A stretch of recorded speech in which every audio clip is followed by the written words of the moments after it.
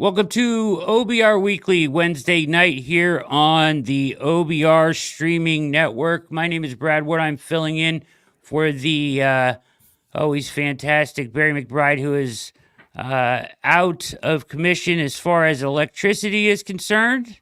So we send you our well wishes to the big boss man. And I am standing in for him here, so you guys got to deal with me 3 nights this week, and I apologize for that in advance. But this is OBR Weekly, and the man next to me is the legend, pickleball champion, the one and only Fred Greetham. Follow him on X at Fred Greetham9. What is happening, Fred? How are you, sir? Hey, it's been a crazy few days, crazy few training camps. I don't think I've ever experienced, yesterday in the press conference, we were sitting basically, it's almost like a tornado. The power went off twice when Kevin Stefanski was talking. I've never sat there, even though it was only a few seconds in the pitch dark with the coach sitting at the podium. Just crazy.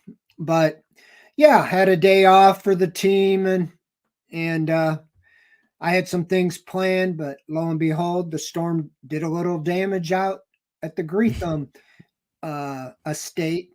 Found a tree across my driveway. I had to spend my day chopping it up and getting it cleared out so I could get here into the studio tonight to talk to all you fine folks. So Yeah. let's get after it. Yeah, let's get after it. Well, good, better man than me, Fred, because I certainly would have not chopped it up. I would have called someone to do it. Certainly, absolutely. So better, Chainsaw. yeah, chainsaw. There you That's go. what I use. I mean, I think I'm out that's in the the only country. I got option. 15 acres out here, and we have a lot of things to deal with. So we're ready.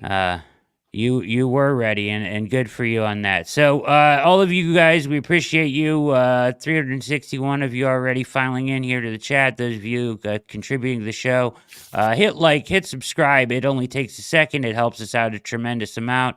If you're watching on X, hop on over to youtube.com/orange and brown report and join us over there.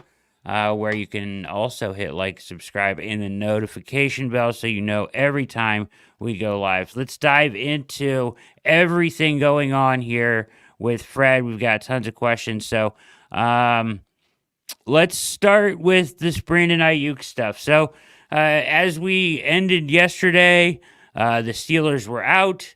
It was the framework in place with the Patriots and the Browns, and we didn't know what was going to happen. And end of day today, or at this point right now, it certainly seems, Fred, like it's trending towards, if anything, the Steelers and the Patriots have backed out. There's rumor they were rumored to offer somewhere around $32 million APY, which is wild that he would turn that down.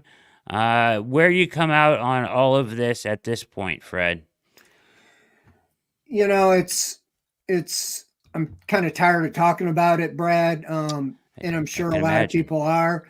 But it reminds me a bit of the Deshaun Watson, deal with the Browns. They were, I kind of tuned it out when he had originally said he didn't want to go to Cleveland, and so he's out of it, and it's down to whatever it was, New Orleans, Atlanta, Carolina, I think. And then lo and behold, I get my phone blows up that he's going to Cleveland. These players now end up seeming like they control so much. He's under contract for $14 million, the final year of his rookie contract. The 49ers, I don't know why they would do that unless they can get some help. It seems like, I don't know what the Patriots have, what Kendrick Bourne, and the Browns, if they were to make a trade, they'd probably trade Amari Cooper. I mean, a 5-time Pro Bowler who right now I think is as good, if not better than Aiyuk all the way around, at least for the Browns this year. Why wouldn't they, when they have aspirations of the Super Bowl, either one, keep Aiyuk, even if he's unhappy, or make the trade with the Browns? I don't know for the life of me what the tie-in with the Steelers or love of the Steelers is, if these reports are true. Not everything, I've learned in this business, not everything's true. But if it is true, he doesn't want to go to New England or Cleveland, what is the appeal for the Steelers? I mean, I'd argue that the quarterback situation, if that's what he's looking at, is better with the Browns than it is with Russell Wilson and Justin Fields, Deshaun Watson and Jameis Winston, or whatever, or at least comparable. But you can't say the weather, because Pittsburgh and Cleveland are the same, basically. Yeah.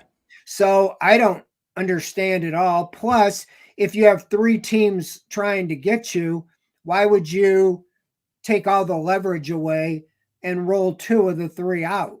Because now, I mean, if I'm a Browns fan, I'm more concerned with him going to Pittsburgh than I am the Browns not getting him. But I don't think you go all in just to get him so the Steelers don't.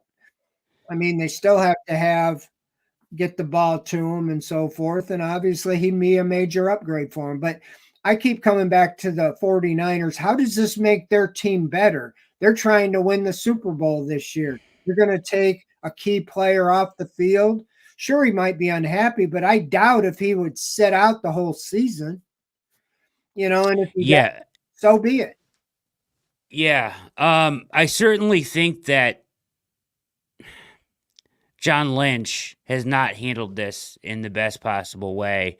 Probably from the start, as far as San Francisco. It's not the first time, that they've kind of mangled one of these negotiations. I think ultimately they're saying he's going to leave because we're not going to pay him what he wants. So what can we get in return? And can we get enough in return that it makes sense for us to move him now and get a wide receiver back like Cooper, which makes sense. Bourne makes less sense to me, and I don't know what the Steelers can give him that would keep him competitive, to your point, Fred. I think the draw there, at least from everything that I have been able to kind of read between the lines, is Tomlin. I guess he has some sort of relationship with him or not, but that seems to be the reason. He did mention on a podcast back before all this, if it wasn't the Niners, he wished to go to the Commanders, where he played college football with their new quarterback, right? And or the Steelers. He wanted to play for Tomlin. So I think that's the draw. That I don't get it either, Fred. But that seems to be where we're trending at this point. Would be. I'm sorry to interrupt, but if the reports are true, the latest are that the 49ers would be willing to just take draft picks, good night. I would like to see the Browns keep Amari Cooper and add Aiyuk, trade for draft picks, and you can throw in Elijah Moore, you can throw in Jack Conklin, or whatever, a player or two. But it sure seems like the Browns have more ammunition. I don't think money's an issue with the Browns. They have the restructure with Deshaun Watson sitting there if they needed to. So it's just, okay, I don't like that the players dictate these terms. I know, say, Fred, you're old-fashioned, long, but like David Njoku wanted a trade. Browns didn't trade him. He ends up now one of the star players with a big-time extension here. And the 49ers do not have to cave in. I was on record back when I was covering basketball when Kyrie Irving wanted to be traded. It's like, well, if you're going to trade him to the Sacramento Kings. Don't trade him, to the Boston Celtics or somebody that can hurt you. Now, I realize the Browns aren't in on this, and the 49ers want to get him. If they trade him, get him out. But I just don't feel like the player has the leverage. I mean, he can sit the year out, but you still wouldn't have him, just like you don't have him if you trade him. And he wouldn't sit the year out, I think if they wanted to play hardball, he would be forced to play, right, Fred? I don't think after Le'Veon Bell, I don't think anybody's sitting out a season again. And you have the franchise tag, Yes, like yes, you could you could play hardball and say, this year, okay, sit it out. And even if, yep, like, I do think he'll return, but even if he returned, because getting a accrued season's important, they're all trying to get to 10 years or whatever it is, or maybe they might even lower that, but you get like full vesting, your pension, all that kind of stuff. And you have to play like 6 games. And yep, that was Josh Gordon. He could never get 6 games. That guy yep. was still on his rookie deal because his suspensions and all that. So if I remember right, the Le'Veon Bells, they even came back whenever the deadline was to get the year to get credit. I think back then it was a 16-game schedule, and he sat out 10 games and then came back for the final 6 or something. So if he did that to get the year accrued, you have the franchise tag sitting there, and that wouldn't be much different than what it would be to assign him to an extension. So it's like, I feel like the 49ers have they have the cards, and they could say, look, you're under contract for 14 million. We'll give you 25 million to stay this year, or something like that. I just don't get it, that you're going for a Super Bowl. And that's the same thing I said with Amari Cooper. I said I felt there is no way he's going to be a holdout and cause any distraction from the Browns side or from his side.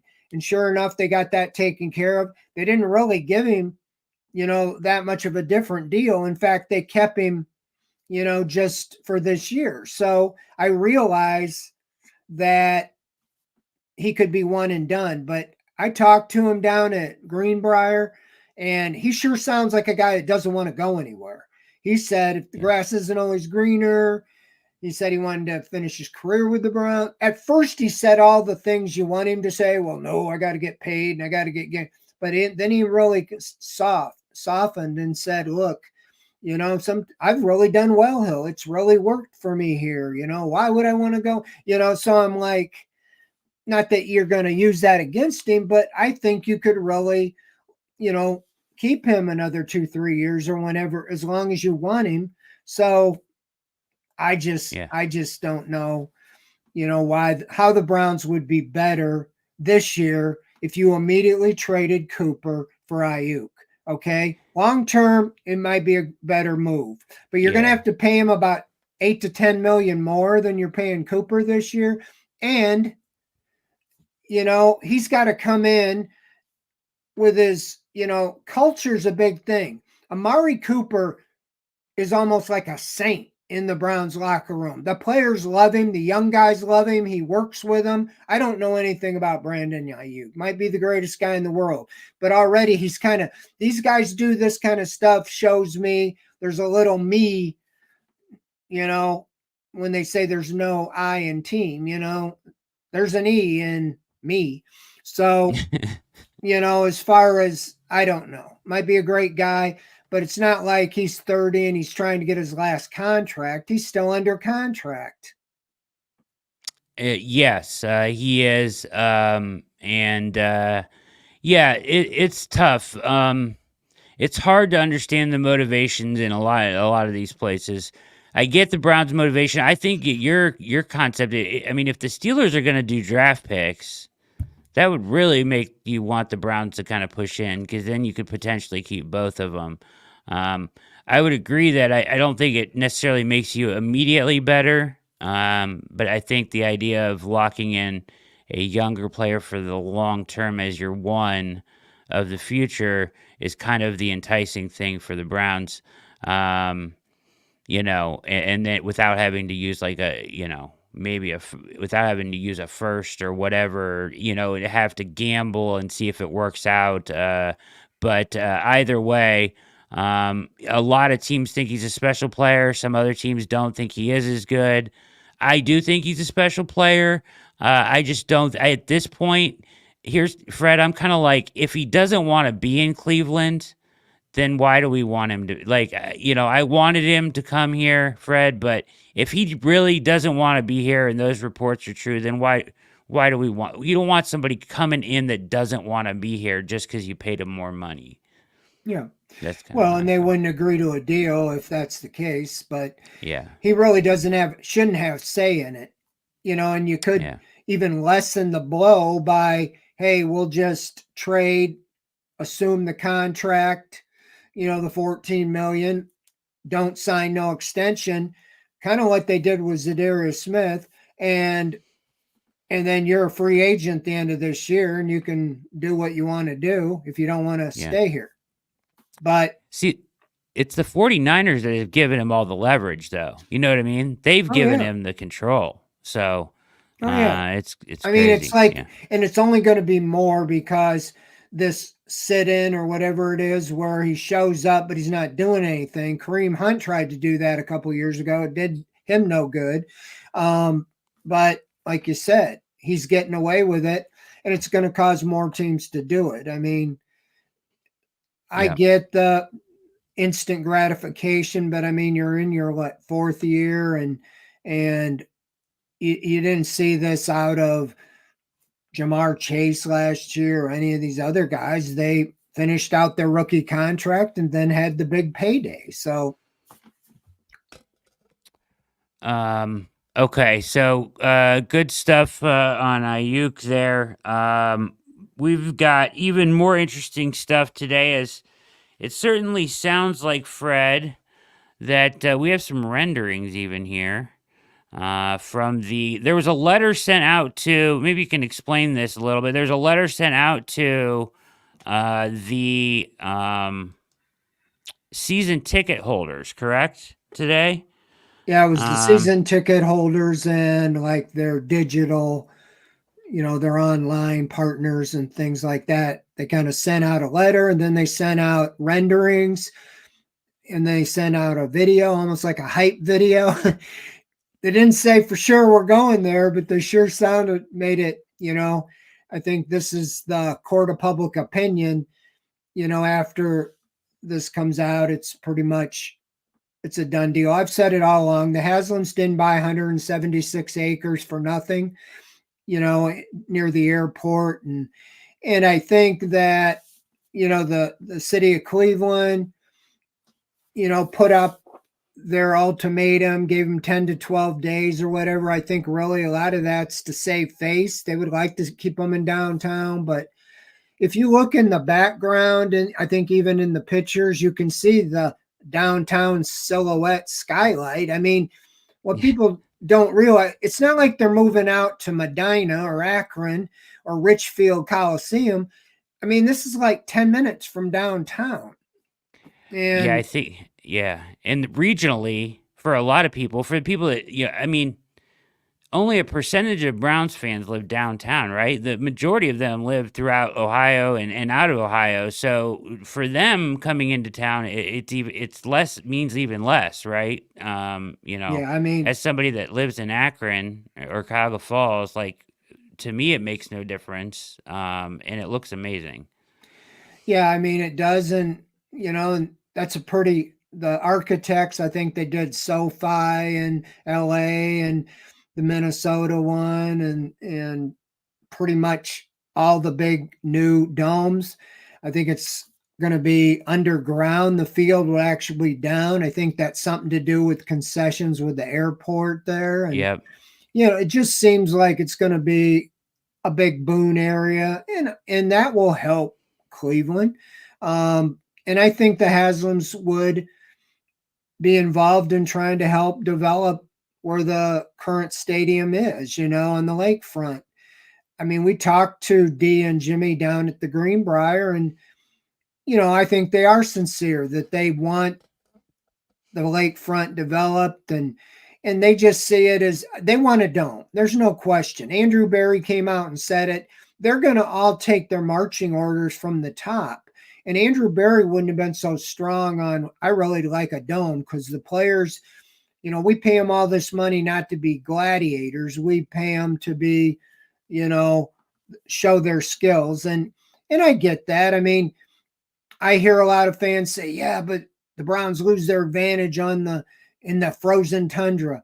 You know, all you got to do is look at that game a couple years ago when they played the Saints in those terrible conditions. And here's the Saints, a dome team comes in and beats the Browns, you know? Exactly. And I haven't really seen the advantage, the elements at all for the Browns at home.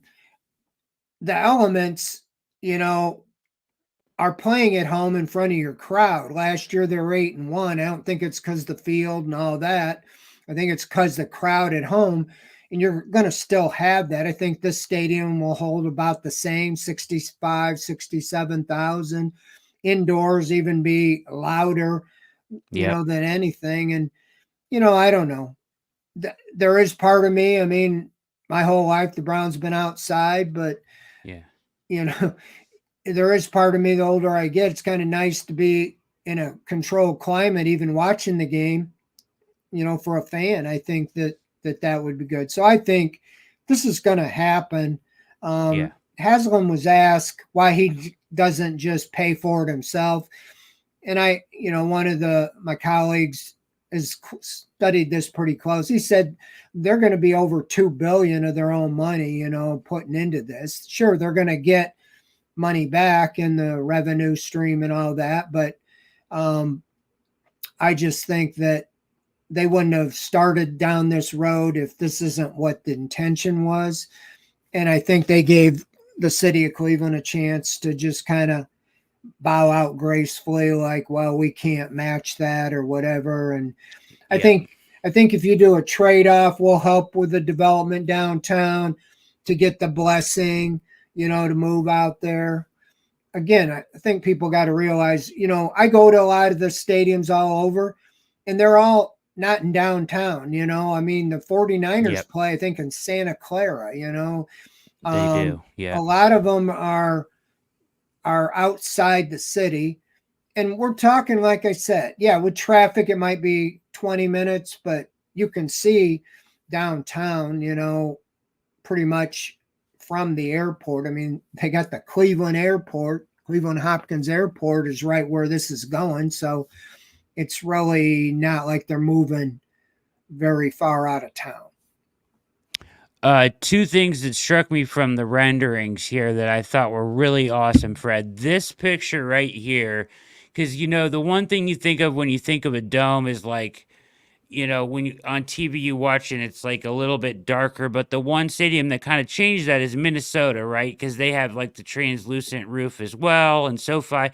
Like right here, if you look at this, you know, and that's what the roof's going to be like. It looks like you're outside, right? You're just in a climate controlled thing. The sun's still shining in. So you think about those September, October games that are sunny, beautiful days. It's still going to have that feel, right? As you can see from the kind of the picture here, but you'll be inside still. And I think that's pretty cool. The other thing, I don't have a picture of it here because it was a vertical picture, but is Brad Steinbuch posted. I retweeted it on my Twitter as well. I don't know if you saw it, but the dog pound is just going to be, well, in the renderings, is just one story straight up at kind of like a soccer stadium, right?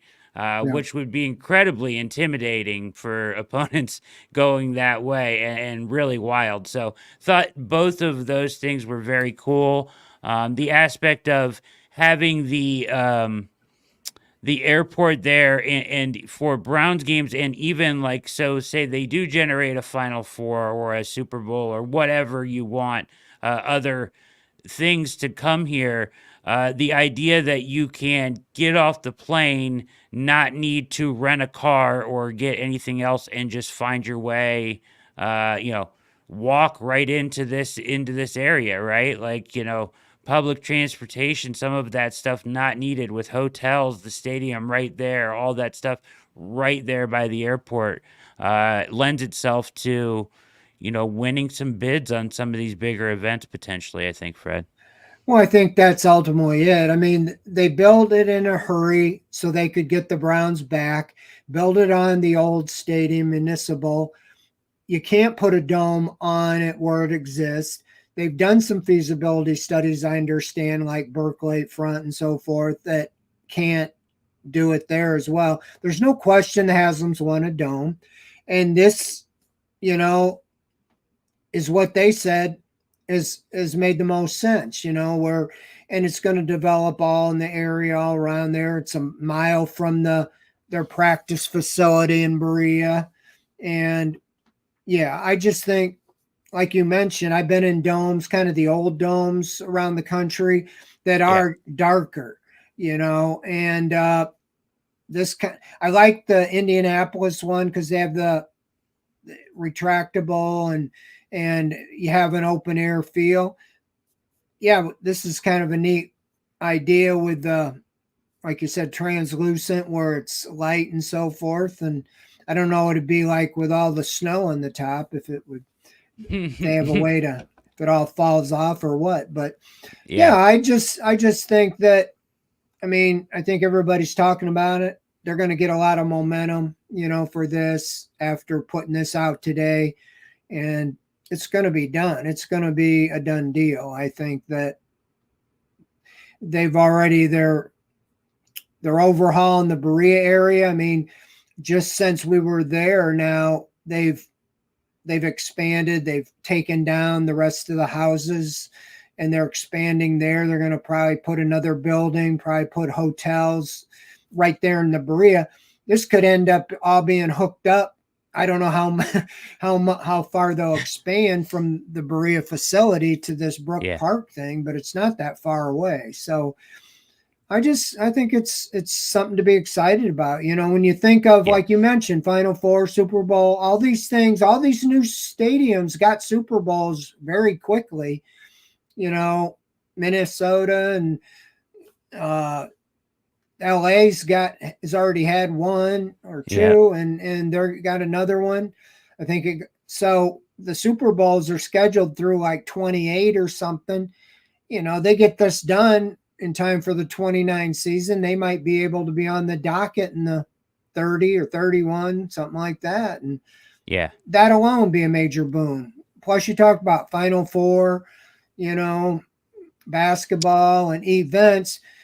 It doesn't make sense to spend $1 billion to renovate downtown current stadium that it is going to fall apart, is what I've been told, within 30 years anyway, no matter what they do to it, because it was hastily built in the first place, and they keep renovating it.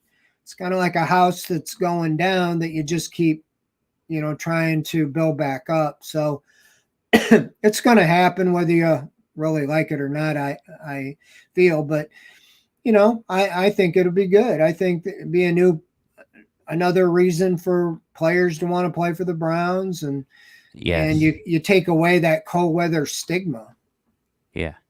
Very attractive for free agents. It's a great point. And it's just it seems it could be a new chapter as well. As they kind of are more competitive every year and seem to be kind of sustaining a little bit of success here.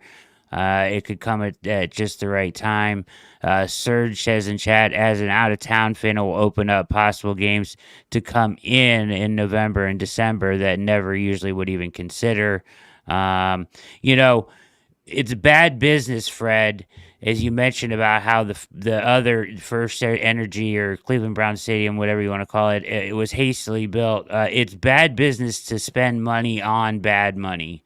And that's basically what they would be doing in a renovation there, right? Like, so I think it makes a lot of sense to do this. So they got 5 more years counting this year at the current stadium, and they just need to get moving on this, and they know it, and everybody knows it. There's so much to do, and so I think that timeline with the city of Cleveland said you had 12 days or something. I think that just allowed the Browns to say, let's move on it and say, okay, this is what we're going to do. Let's work it out. So, looks good. Exciting stuff. Question in the chat here from Doc Smitty 12. Has anybody talked about what would happen to current PSL or season ticket holders, or is that too early, you think, Fred? Yeah, I'm sure that a lot of that would just carry over, and you'd have your, you'd have your same priority if you wanted it, first come, first serve type of thing. As far as if you have a season ticket, you would have it if you wanted it. Yeah. But obviously you could get out of it if the terms changed and so forth. So fantastic stuff. You're watching OBR Weekly here on the OBR Streaming Network. Make sure you take a second to hit like and subscribe down below. If you're watching on X, 695 people watching right now. Hop on over to youtube.com/Orange and Brown Report. Give us a like, a subscribe. It only takes a moment and it helps us out so greatly. I am Brad Ward. That's Fred Greetham. Follow Fred on Twitter at FredGreetham9. Let's transition, Fred, here to camp. There's already some questions in the chat a little bit about some injuries, so let's kind of dive into this. One thing, Albert Breer was here. He did an article on his observations from camp, and just in kind of listening and stuff. What's this? Do you know the status, or can you update the status? Here's my fear. I'll be perfectly honest with you. I am scared to death, Fred, of the idea of James Hudson starting at needing to play at left tackle in real games. I was told by somebody that they had to stop practice or something. Maybe you can attest to this, because Miles was beating him so badly just so they could get through some offensive plays. I mean, that's scary. Do we know the health status or timeline of Jack Conklin and Jedrick Wills at all? I'm a little bit surprised because, like a lot of fans, they saw when Jack Conklin posted Instagram, that he cleared everything and he was ready to go. I haven't even seen him, even on the field. Yeah. I don't know if it's obviously on purpose, but I don't know if that means he's further behind than Jedrick Wills is out there walking around. He's not doing anything, but he's at least out there walking around. At Greenbrier, he did not have a sleeve or any wrap on his leg. I did see him yesterday with a wrap on his leg. Doesn't mean that it's a problem, but Nick Chubb's out there all the time, even though he's on PUP. Naeem Hines, all the guys are out there, but not Conklin. So I don't really know what the deal is with him.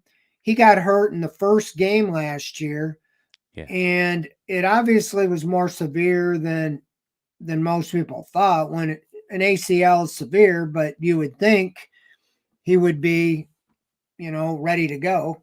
Yeah. So I don't know, but yeah, I think Wills is, I think they're confident all these guys are going to be ready for the start of the season. Okay. Maybe they'll hold Chubb back. But if I was even gauging Nick Chubb, I'd say, my goodness, he looks so much better than I expected him to. He's out there every day, and after practice, you'll see him running. We saw him in the Greenbrier with a trainer, and I didn't have one of those side-by-sides of Nick Chubb, before the injury. But I don't know if he could have been running any faster than what I was seeing. And that's awesome. Now I've seen him cutting. I've seen him pulling a sled. I've seen him jumping over bags. They're going to be really, really careful with him. But you got to keep thinking Jack Duffin was right that he wouldn't have taken such a pay cut, if he didn't have a chance to earn most of that money back. And if he doesn't play in the first quarter of the season, he probably couldn't earn it all back. So I don't know. But Conklin is a little concerning. I don't really know what they plan with him. You think about DeJuan Jones. Okay, I think he just had a birthday yesterday. I don't know if he turned 23 or what he is, 22, 23, 20, but whatever. He played well enough. You'd hate to see him have to go back to the bench. But if you have Conklin healthy, he's been a road grader on the run game, and they redid his contract. It's like pretty hefty to be the third tackle. It'd be an expensive insurance policy. You talk about James Hudson. The Browns, I'm told, really are high on him, but I have not seen it. I mean, I have visions of him when he took over for Conklin against TJ Ward. I mean, when Baker was playing, I swear TJ Watt was hitting Mayfield before Hudson got out of the stance. Now, obviously, he played last year, right tackle after the injuries. But this year they got him at left tackle with Wills out. And if you remember last year when Wills went down, they didn't even bother putting him over to left tackle. They got Garen Christian off the street. Garen Christian wasn't even on the team, any team, and they just signed him and plugged him in at left tackle. So at that time, they had a couple guys on their practice squad that had played left tackle, and they just went straight to Garen Christian. So I really don't know, but I think Wills is going to be ready to go. I mean, I think it's any day now. I just don't know when the magic day will be. If they'll just, guys that weren't on the PUP list, like Myles Garrett and these, even Njoku, they didn't even have an injury listed and they were held out. Garrett was held out until basically they got back from Greenbrier, so I saw Garrett, by the way, he ran an indoor field about 60 yards chasing a running back all the way to the end zone and caught him. So I think his hamstring's fine. Good. So yeah. They're just ultra careful in training camp on these injuries. I mean, if you looked at somebody ask about injuries, I mean, they got like 7 of the projected starters on defense are not practicing. Tomlinson, Shelby Harris, Zadarius Smith, JOK, well, he just returned yesterday. Jordan Hicks, Greg Newsome, Juan Thornhill. So it's like, I think they're just trying to get them all to the regular season. Yeah, that's what it kind of feels like, right? So that's interesting. You guys can, if you guys have questions in the chat, you can start to post some. I'm gonna ask a couple more here, and then I'll get to what I see in there. Cedric Tillman has kind of been the buzz again here. The Browns always have a buzz wide receiver in camp. Is that guy Tillman so far? Have you been impressed, Fred? Yeah, I would say I have because Judy or Moore or Cooper in the offseason program were missing. He's run with the first team, and yesterday he caught 2 bombs for touchdowns. I mean, he got behind the DB. They weren't I don't think big name starters, but they were guys in competition. And Jameis Winston uncorked one about 50 yards, and he ran under it for a touchdown. And then Watson hit him on a seam route down the middle for a touchdown.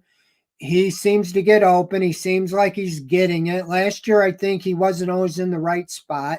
There was some question, his route running and some, his knowing the playbook, because at Tennessee, he was more of a, hey, just use his athleticism and get out and get open. And they found him with the ball. And so we talked to him yesterday. I think Brad wrote a story about him, Stainbrook. And I felt all along that the Browns could have used a veteran 4th receiver in case Tillman or David Bell or Jerry, or not Judy, but even Elijah Moore weren't, all that they expected them to be. But in talking to Andrew Berry in the offseason, he really felt at the time that Tillman could emerge and be definitely their 4th receiver, if not their 3rd. And he hasn't disappointed. Obviously, it starts in the games, but they felt that way last year when they traded Peoples-Jones, who actually was the starter, to free up time for him. But then he showed a little bit and got hurt. But he was willing to block and do the things they want wide receivers to do. So I think he could take a big leap this year. Matt Landers is kind of an unknown. He's also caught the eye a little bit. He's got that blazing speed. I think he was a 4.35 coming out in the combine. I think incredible it was score. Third fastest time that year. Don't know what's happened since, but he's a long shot, but I think he could be the Austin Watkins this year if he continues to have a good preseason. He could push for at least the practice squad, if not, make the team. But it's going to be tough to make the team with the current wide receiver group unless they have injuries or make changes. Yeah. A guy like that trying to make the practice squad, and then if there's an injury or whatever, try to make an impact, it would feel like more of because they've got guys that they drafted competing to even try to make the roster, it feels like. Okay, let me ask you about Mike Hall. That's also been another big buzz name recently. Some of his teammates talking about highly about him. He's compared. Z mentioned him in the same breath as Aaron Donald, which is probably a little hyperbolic, but what he seems to be having some moments at practice. At least that's what it sounds like. What do you see from Hall, and you think he can contribute right away? Well, he's definitely quick, and you can see his athleticism. We saw it when he played at Ohio State. The difference is here, I think Jim Schwartz has a specific role for him. They don't see him as a guy eating up blockers. That's a Dalvin Tomlinson or even a Shelby Harris or a Mo Hurst. They see him as a guy they can match up. When Myles Garrett's getting a double or triple team, or Zadarius Smith or Obo or Tomlinson's taking up two blockers, there's only so many they can block. And if they can pick and choose their points and get him matched up against a center or a guard, they feel with his quickness, his first step, he can get to the quarterback and put pressure from the inside. And they're not going to put him out there where he gets mauled in the running game, but he's 290 pounds and extremely quick. And yeah, I don't know if it's good to throw Aaron Donald and let him hear that. But he's got the right attitude. He's eager. He's hungry. But he's also has a chance because he's taken advantage of the reps he's getting because Tomlinson's having surgery. Shelby Harris hasn't practiced since Greenbrier. And now you have, a little dinged up to Quentin Jefferson. I don't know if he'll be back tomorrow or not. But it's allowing him to play in there with Maurice Hurst and get reps with the first team and going against, Ethan Posick and Wyatt Teller and Joel Bitonio and that is only going to help him get some moves so he can, rush the passer. That's what they brought him in for, is to rush the passer and move him around, not to be an every down guy that can stop the run necessarily. That was one of his weaknesses, Ohio State. At Ohio State, he'd get double teamed and he was taken out. A lot of teams aren't going to be able to double team him because, if they do, they're going to get eaten alive by Myles Garrett or Zadarius Smith or whoever else. So there's only so many they can block. And I think that Schwartz is bright enough and smart enough, and with this scheme, will put him in positions to make him flourish. And with the rotation, he can be fresh, where maybe he's had a chance to be on the sideline for 4 or 5 plays and get out there and just give it all, and take a breather and really stay fresh. And where in Ohio State, he might have to be out there a lot more because they didn't have the depth. Absolutely. You're gonna see one-on-ones for sure. They've got so much talent on the defensive line there. Another couple names I want to ask you about. Jerry Jeudy didn't practice very much, or if at all, at the Greenbrier, right? And then I think did when he got back. I think he's maybe 2 days now in, or 3. You can elaborate on that. How has he looked? It all runs together, Brad, but I do know that he did individual drills in Greenbrier, but he didn't do full team drills until they got back to Berea. He's now been out there, I think, 3 days. And yesterday was the first time, because Moore had they were evaluating for a concussion. Yeah. He was in the protocol. I don't know if he had a concussion, but I don't even understand a concussion protocol, but not having a concussion. But Me they neither. have different levels. But anyway, he was cleared yesterday to be in, team drills. Judy was in team drills, and Cooper was in team drills. All three of them were for the first time. That's supposed to be their top three. We're all out there together, and you talk about Cedric Tillman. He's taken advantage of the opportunity. So you really know, I feel like you got four really solid receivers at the top. And David Bell, to be honest with you, he just makes plays. He gets open and they find him and he catches it. So he might not be flashy, but he's having a good camp as well. So I think there's a lot of competition at the receiver spot. They got Thrash, the rookie. He's made a play here or there, but it's tough for a rookie to break in.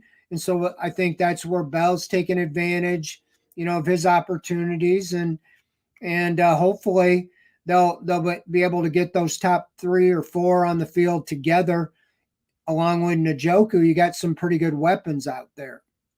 Yeah, absolutely. You're right about that. Excited about all those guys. Excited to see more of these guys as we move further along here in the preseason. There's some question about depth at tight end and what'll happen there. I heard that Trayton Welch has looked a little better recently, and then I've seen that they've been using Ricci a little bit in the offense out of the fullback or an H-back type of role. Your thoughts on Welch and Ricci, and if either of them has a chance to make this team, you think, Fred? Well, I saw Welch caught a touchdown down the field. He was pretty much wide open. I don't know if the play broke down or what, but I think Winston hit him for a touchdown. Yeah, I mean, he's done well. I think his best chance is to make the practice squad. Okay. But if they keep 3 tight ends, it's him or Zaire Mitchell-Payton. I don't know with Gio Ricci. He was a free agent, unrestricted free agent. They didn't pay him a lot of money. No. He's never really caught any. I think the tight end side of him, I think he might have one career catch or something. Yeah. To me, this is what he looks like to me. If you remember last year, by the end of the year, Nick Harris was in the depth chart listed as the starting fullback because they didn't have a fullback on the team. Harrison Bryant was like the blocking tight end, H-back, who always ran the ball on 4th and short. I almost think Ricci might be the hybrid Harrison Bryant, Nick Harris. He could play fullback, and he could also be a blocking tight end or an H-back or something if there's a roster spot for him. I don't know how they view that in this offense. Yeah. But, yeah, Jordan Akins is more of a pass-catching tight end. We didn't see much of him last year. Just because of the sheer numbers, I'm seeing him catching a lot more passes in the drills with Watson and, opposite Njoku. I really think that is a key area, the number 2 tight end, because, David Njoku's really coming into his own. He's looked great, all training camp. Nobody can cover him.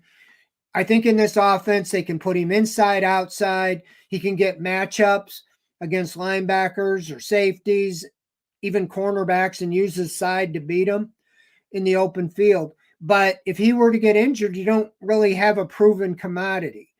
I see them looking hard at the waiver wire when other teams might have a surplus at tight end, may make a, cut one. Or if the Browns see that could happen, maybe look at an area that they feel they have some surplus and make a trade so they don't have to go through the waiver process. I think a trade's realistic. Depends on how it shakes out with injuries. At first, you thought defensive tackle was a surplus, and you might see a guy like Siaki Ika getting cut or Maurice Hurst getting cut or something like that. That maybe instead of cutting them, trade them to get a backup tight end or a backup linebacker or some other position of need, whatever that might be. So I do think that the tight end is an unfinished portion yet. You mentioned Ricci. I have seen him they've been throwing passes to him when the tight ends go out. So he might be somebody that they think really could be their third tight end, and they can use him tight end, blocking back, fullback. So there's a reason they brought him in.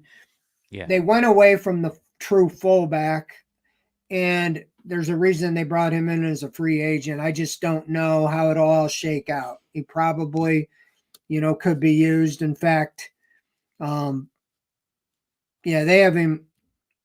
I don't even know where they have him listed. They have him listed as a tight end, though, behind Welch. But then behind his name, he's got a FB. So they're looking at him as a fullback, and that's not in the 11 positions. They have two tight ends. So that tells me that he, like I said, is going to be the Nick Harris type player. There's a backup center guard that they ended up having as their starting fullback. So we haven't seen enough of Ken Dorsey's scheme to know if they use the fullback very much, or a H back, or a tight end, or how they do it. You led me kind of to my next question was, general thoughts of what you've seen from the offense, right? We don't, we haven't been able to see it as much as you have, or has anything jumped out to you that seems really different, or anything that you can highlight that you've seen so far? Not really, other than more motion and more spread, and the quarterback's getting the ball out quick. I mean, those are all things that I was expecting in this, is to make it simpler for the quarterback, quick read, get the ball out. And I with that said, I'd say even back to Greenbrier, I felt like the defense has been ahead. And even yesterday inside after the storm, with 6-7 of the front line starters out on defense, I still thought they were dominating the offense. The quarterbacks, had some big plays, but they don't tackle and all that. But there was a couple of times Myles Garrett would add sacks, and they were just going right through. And part of it was, you said, James Hudson, wasn't having much luck with Garrett. Most people don't, but yeah, I just think the defense has done well. But I think the offense, it's like Watson has had his moments. There's been times where it seems like he's taken sacks or he's taken off running. I think they want him to just make a quick decision, get the ball out, like he did in that last game he played when he was injured, and he had to get rid of it quick because he couldn't run and he couldn't really hang on to it, or because of his shoulder. So I think it's a work in progress. That's what's a little kind of disconcerting, or not disconcerting, but a little surprising, that he's not going to play in the game. He hasn't played since November. Right. If he doesn't play in this game, which he won't, next week's the Vikings, and the Vikings are coming in Wednesday and Thursday to practice. And from the previous 2 years against the Eagles, the Browns and Eagles used the practices as more like the preseason game, and then none of them really played their starters in the game. And so I kind of expect the same thing, is that they'll use the controlled scrimmage with the Vikings for Watson to get his work. But I doubt if he'll play in that preseason game. Maybe I'll be wrong. But then you go to Seattle for the last one, and traditionally nobody really plays in the last game. So I don't know if he'll play at all in the preseason or not. Yeah, that's kind of been the question I've been hearing people ask. It's interesting that, Green Bay is playing Jordan Love, in this first preseason game. And that last preseason game is so weird with the West Coast trip and a late West Coast start. And I don't know if he'll play or not. I kind of think he should take at least a series. What don't you, Fred? Yeah, I mean, I would have done it this week. If you're going to Yeah, play some of the starters or most of the offensive starters, I would have probably put him out there for a series or so just to get the game feel, the reps. I know I've said it. Your most important aspect is him being available. You want him to play the whole season. And I do think that Ken Dorsey said that in practice, they feel they've seen all they need from him. And really. there's been a question on his confidence, and he's confident, they're confident. I really think that this Vikings, these practices are going to be very important, and they're going to script and they're going to work what they want to work on with him and Yeah, really look under pressure, what they want to see with him. And I don't think they also want to show much, to the Cowboys because they do have a little bit of a surprise with a new offensive scheme. Not different than last year under Jim Schwartz when they played the Bengals the first game. That was their first time really, presenting their scheme in a game. So yeah, we'll see how it yep. all shakes out. But they would rather air that Watson's 100% ready to go, kind of more the rest than the rust. Absolutely. There was a scary, the scary injury with, Foreman. excuse me, Deontay Foreman, um, and Naheem Hines, is on the pup list. Do you know anything about Hines' timeline for return? Did he suffer a setback? Do we know anything about that? I know he's been running with Nick, right? I think sometimes. Um, do you know anything about his timeline? And do you still expect Foreman to be a big part of the running back by committee until Chubb is back? Well, as far as Foreman, I do think that him and Hines were the replacement for Kareem Hunt. One is more of a between the tackle, Foreman, and one is more of the pass receiver as well as the kick returner. So even if Chubb comes back to start the season, I could still see Ford and Foreman and Hines being the four guys and Pierre Strong being the odd man out. That's just me. Yeah, But as far as um, Hines, now we talked to him during the mini camp in June, and he made it sound like he expected he'd be ready to go by training camp. I think that I just think the Browns are ultra conservative. I told you with yeah, Myles Garrett, he was not on any list. He did not practice. He missed the first 8 practices. yeah, When we were at Greenbrier, we were right on the hill where the guys that were injured were lifting weights or doing whatever they do. And he looked up to me. He had a little hand weight and he's doing this, and he looked up to me and he rolled his eyes like, "Can you believe I'm doing this?"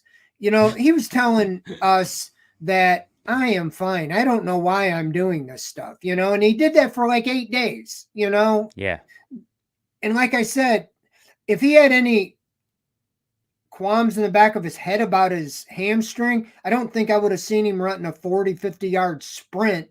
He looked like Dustin Hopkins did until he pulled his hamstring.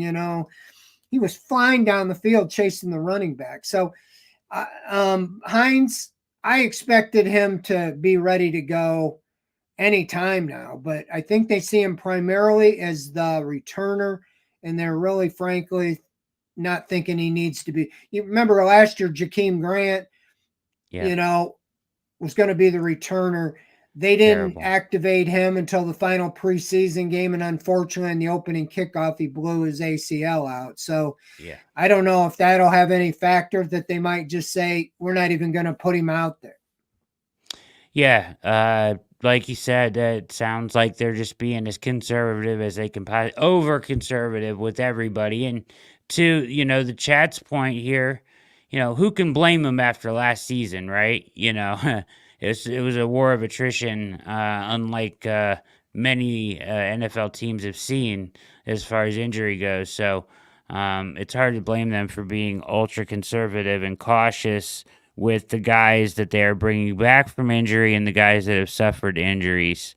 Practice tomorrow. The game on Saturday at was it 4:05? Is that right? 4 o'clock start for 4:45. I thought it was 4:25, but okay. what do I know? It's somewhere around the 4 o'clock hour there, 4:25, 4:45, something like that. And he did say some starters will play. Do you have any indication of who that might be? No, Like, but who he would you did want to say see? anybody that's not practiced due to injury, which is like Won't most be. all the starters on defense. I doubt if Myles Garrett, because he had been held out. I think you'll see some of the offensive linemen. You'll see like Hudson and Yeah. DeJuan Jones, and I don't know if Batonio and Teller. Jameis Winston's going to start, so you're going to see those three quarterbacks. I think DTR has really looked good in training camp. He did last year in training camp, and that's one of the reasons they decided to trade Josh Dobbs. But as we Yeah. all know, he wasn't ready. But I think you got an interesting with Huntley and DTR. They haven't really liked to keep more than two quarterbacks on the roster, and you're almost going to have to keep three just because of last year. And so that means one of them is going to be out. And, I think it'd be good if Huntley and DTR play well, because then you could get an asset by trade them off instead of just cutting them and Huntley goes back to the Ravens. That's what you feel like is going to happen if they let him go. So, yeah, I mean, other than Winston, he's looked pretty good. I don't know if you'll see. I think Elijah Moore will probably play. Maybe not. I don't know if Judy will or Cooper. Tillman? Probably not. So, you think Tillman will play? Yeah. I think he'll start probably if one of those other guys don't. And a lot of backups, like Jack's pointed out, I think there's 40 some guys might have guaranteed contracts. So that means you're playing for maybe 10 positions. Yeah. And so it's a lot of backups trying to win backup jobs. So they're going to play the majority of the game and, barring injury. So if anybody has had even a sniffle or hiccup, they're probably not going to play in this game. Yeah. It'll be fun. There's some guys I'm interested in watching play. Harden, Miles Harden, guys like that that I'm interested in. Tillman, Jamari Thrash, and getting to see Winston throw them the ball. Those will be the intriguing part of this game for me, I think. To see how those guys do for sure. Another question in the chat here, and we'll get out of here in a minute. Thoughts on JOK playing or thoughts on his contract situation, Fred?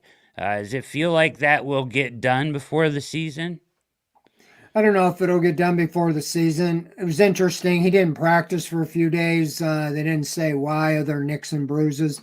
He was walking onto the field, not practicing on, what's today, Wednesday. So it was Monday with Andrew Berry. They were just like slowly walking out to the practice. It was interesting. I wonder what they were talking about. But he didn't practice that day. Yesterday he returned, but he didn't do team. So I doubt if he'll play in the game because if he returns to individual, that would be, or to team drills, it'll be tomorrow, which is the last practice before the game. So I'm pretty sure he's going to be one. They know what he can do. He's too important. Yeah, he's going to be the featured linebacker, obviously. So they want him healthy. But I don't know if they'll get it done before the season. I think I could see the path being very similar to what happened with Grant Delpit. Yeah. He was in the same situation, second round draft pick going into his final year. Last year, if you remember, he got injured.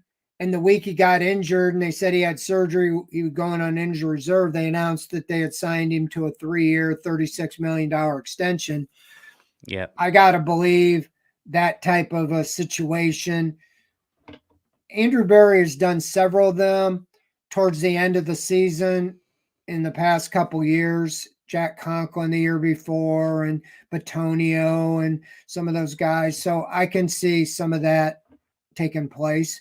Yeah. I wouldn't be surprised if they did it before the season, but um, I think that it'll get done this year. There's no way. This is what you were hoping for when you traded up to get him. Why in the world would you let him get anywhere near free agency? You know. Yeah, you got to So pay him now. yeah, I Um, mean, get ahead of the yeah, curve. yeah, agreed. I agree with you very much about the Delpit situation. It feels like potentially they may want to see like one or two things from him, right? Because we want to, there's kind of a in the pay scale at linebacker, there's a cutoff of guys that play like 100% of the snaps, and then there's some guys that have not. He played like 76% of the snaps last year. I think he wants to get paid like a guy that plays 100. So maybe they want to see that for a few games. Is he going to be that guy through this year, and then kind of like the Delpa situation and give him the extension after he proves that, which is kind of my Yeah, theory on it. early in his career, similar to Delpit, he was not durable. He had injuries Yep. that he didn't make it through the first two seasons. But last year, was like his first full year. And when they put him, into on all three downs, he was thriving towards the end of the year. And I Yes. think he's earned it and he's in there. But I do think you got to be careful. He's a 221 pound. He's a big safety, Yep. and Jim Schwartz didn't have him, taking the pounding on his body. He was the aggressor, going after the quarterback, going after the pass receiver, and getting a lot of plays behind the line of scrimmage, using his speed and quickness.